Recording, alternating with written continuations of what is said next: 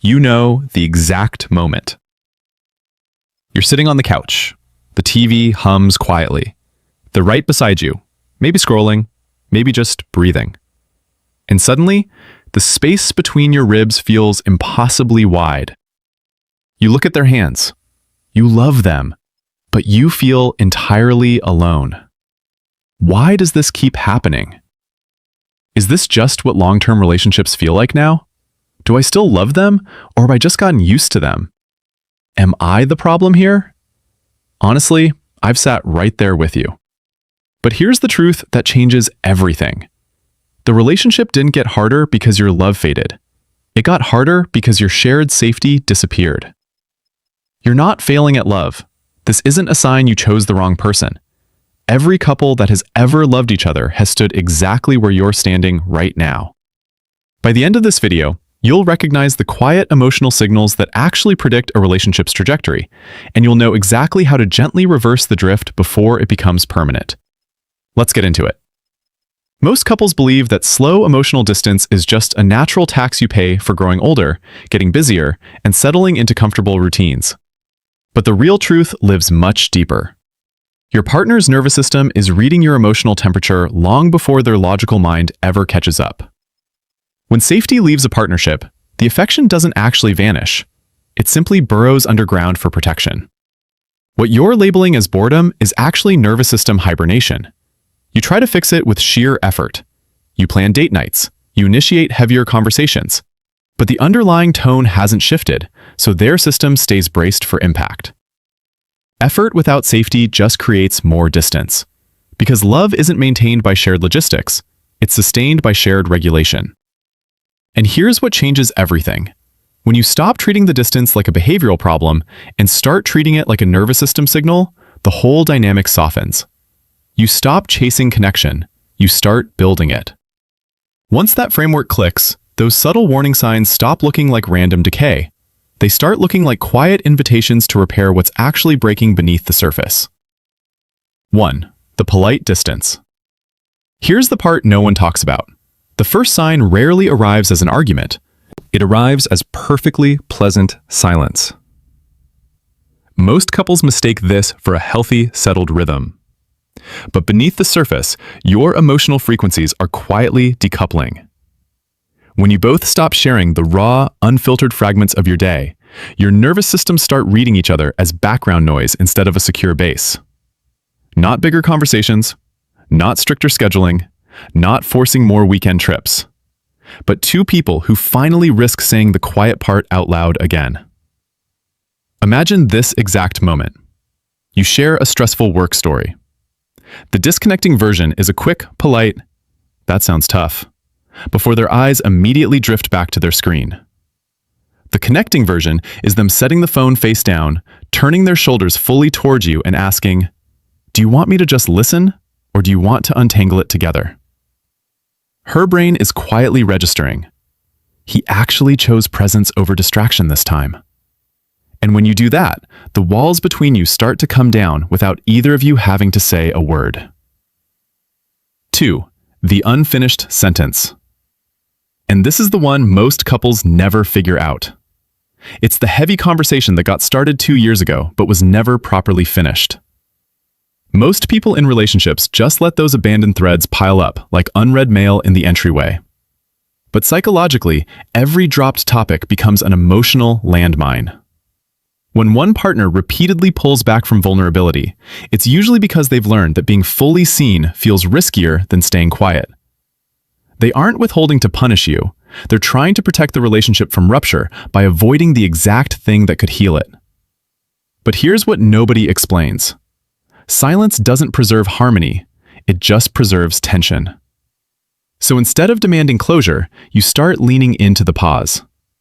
Instead of saying, "We need to talk about this," you say, "I can tell this still sits heavy for you, and I'm right here whenever you're ready to set it down." Something in him is whispering, "She doesn't need me to perform, she just needs me to stay." That's when your partner stops feeling like a problem to manage and starts feeling like a person to come home to. 3. The calendar overlap illusion. This is where it gets really interesting. You're living in the same space, sharing the same meals, coordinating the exact same weekend plans. Most couples confuse physical proximity with actual connection. But your nervous system doesn't track how many hours you spend side by side. It only tracks micro moments of mutual recognition. When two people just coexist without actively tuning in, the longing for true presence slowly hardens into quiet resentment. It's not a sudden wall. It's scar tissue that forms over 100 small, unacknowledged glances that never actually landed. So instead of booking another packed weekend to manufacture closeness, you start practicing radical attention. You lock eyes the second they walk through the door. You ask one specific question instead of the generic, "How was your day?" You notice the slight slump in their shoulders before you even say hello. And when you trade proximity for presence, the calendar stops dictating your intimacy. She feels chosen, you feel anchored. That's the shift that turns a relationship that feels like a negotiation into one that feels like a refuge. 4. The comfortable numbness. Not louder arguments, not sudden cold shoulders, not dramatic withdrawals. Just the slow, quiet settling of two people who stopped expecting anything different. Most people in relationships accept this numbness as emotional maturity. You tell yourself the early butterflies were just a chemical phase anyway. But attachment science doesn't read it that way at all. It sees a nervous system that learned to self-soothe instead of bond. When you consistently ignore each other's bids for attention, your body defaults to solitary regulation. You become two excellent, emotionally isolated roommates. Being emotionally available doesn't mean constant intensity. It means consistent attunement. So instead of trying to resurrect the old spark, you start rebuilding the bridge. When they sigh heavily and rub their neck, you don't assume it's just random stress. You gently rest your hand on their arm and ask, "Heavy moment or heavy week?" You let them lean, you don't try to fix it. You just share the weight. What's moving through them is a quiet realization. I forgot how safe it feels to be held, even briefly. And here's what changes everything. When presence replaces performance, the drift naturally reverses. 5. The micro withdrawal. But here's what changes everything about the entire pattern. It's not the massive blowouts that fracture couples. It's the tiny, invisible retreats that happen during the conflict itself. Most couples view emotional withdrawal as stubbornness or simple immaturity. But beneath the surface, it's almost always a flooded nervous system, desperately trying to avoid escalation. When tension spikes, the pull to retreat isn't about indifference. It's a protective instinct designed to stop the relationship from bleeding out. The cycle feeds itself perfectly. You lean in closer because your anxiety spikes. They step back because their system floods. Neither of you is wrong. You're just running different survival patterns. So instead of demanding they stay in the room, you hand them a secure anchor to return to. You say, "I can see this is overwhelming right now. Take 30 minutes to reset your breathing. I'm not walking away, and we will finish this together." Not a tactical timeout, a relational safety net. Something in your chest unclenches.